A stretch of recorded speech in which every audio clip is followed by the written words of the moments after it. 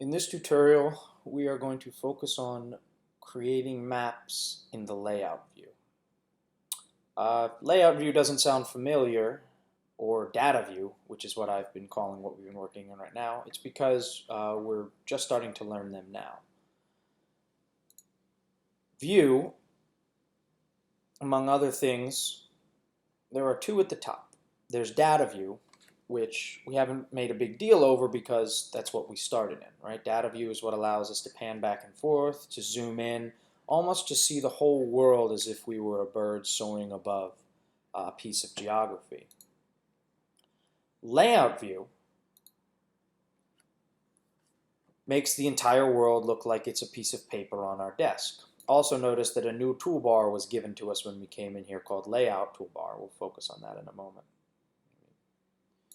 Go through the hassle of docking it again. Great.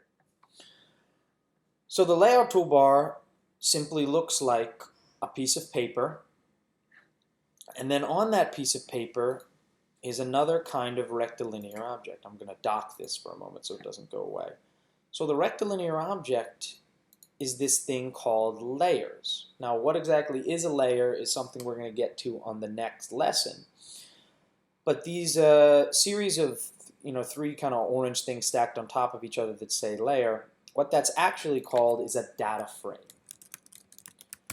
And a data frame is sort of like a window within which we view all of our data.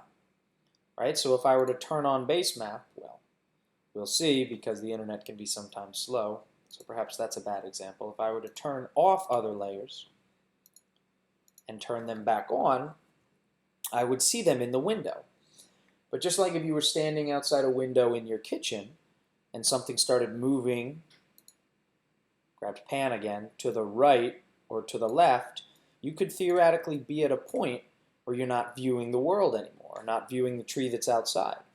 It's not that we're cutting off half of Philadelphia. It's simply that we're moving a little bit east or west or north or south, or we're zooming out, or we're zooming in. Notice that the data frame itself remains fixed to whatever you set it to, and it is also malleable. So you could stretch it, you can move it, or right-clicking it and going to Properties. Same thing as right-clicking and going to Properties here.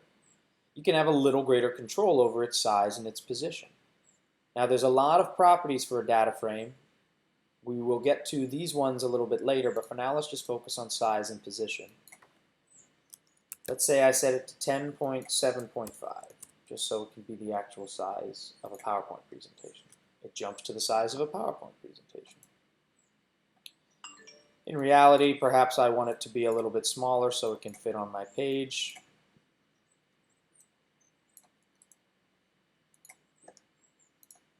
But now I want it to have a drop shadow. And I want it to exist on a light gray background. And that's what I've created here. In the same way that we can restructure the size of this, if you go to File, Page and Print Setup, you'll recognize this from working with like Microsoft Word and whatnot. Get rid of Use Printer Paper Settings. We can actually control what the page around it looks like. So if I set it to 10 and 7.5, like I'm going straight to a PowerPoint presentation. Very nice. Now notice what happened. We've kind of zoomed in. I want to make sure you understand that you have control not only of what you're looking at in the map, but of how you're looking at this piece of paper on which you're working. So that's where these come in handy. These things look a little bit differently, but are similar to the zoom in, zoom out, and pan. Right? If I took that pan, which is from the Layout toolbar, it's almost like I'm moving across my desk. If I use the wheel on my mouse, I'm zooming in and out, right? I'm stepping farther away from my desk to view the paper, or I'm getting close to my paper. So just keep in mind you want to use these if you're panning around your desk, and these if you're panning around inside your window.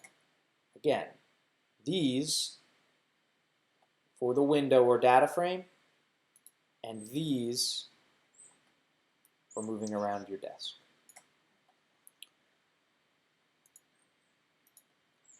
The next thing I'm going to do would be, all right, let's put a title in here and a scale bar and a north arrow, much in the same way we would do if we were creating an old map by hand.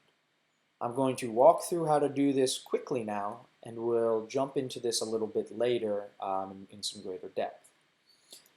But anytime you want to put anything in, whether it's a new piece of data or some text or a picture, it's under Insert. So Insert Text, right-click Properties, takes you to the most unfriendly interface imaginable to put in text. Give it an appropriate name, World's Ugliest Map, and then I change the symbol under Change Symbol. We'll be back for this, so don't need to follow it very closely now.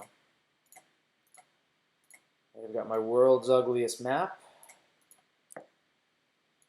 I'm going to insert to the World's Ugliest Map a north arrow. I'm going to choose this old school looking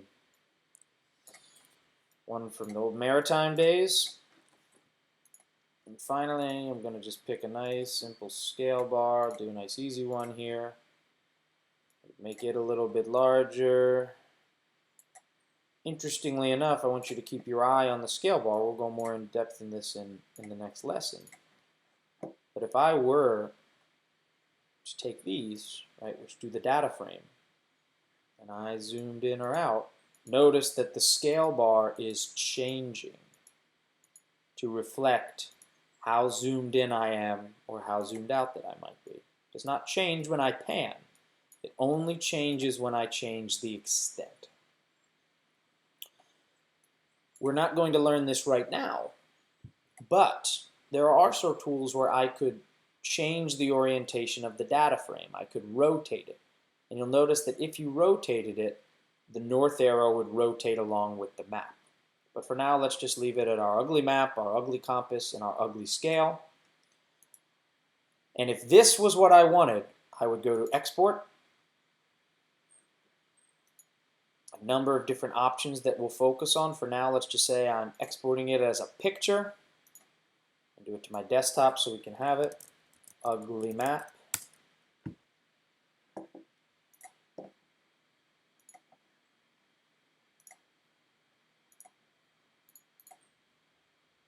And there's my ugly map as it exists in a picture that I can share with other people.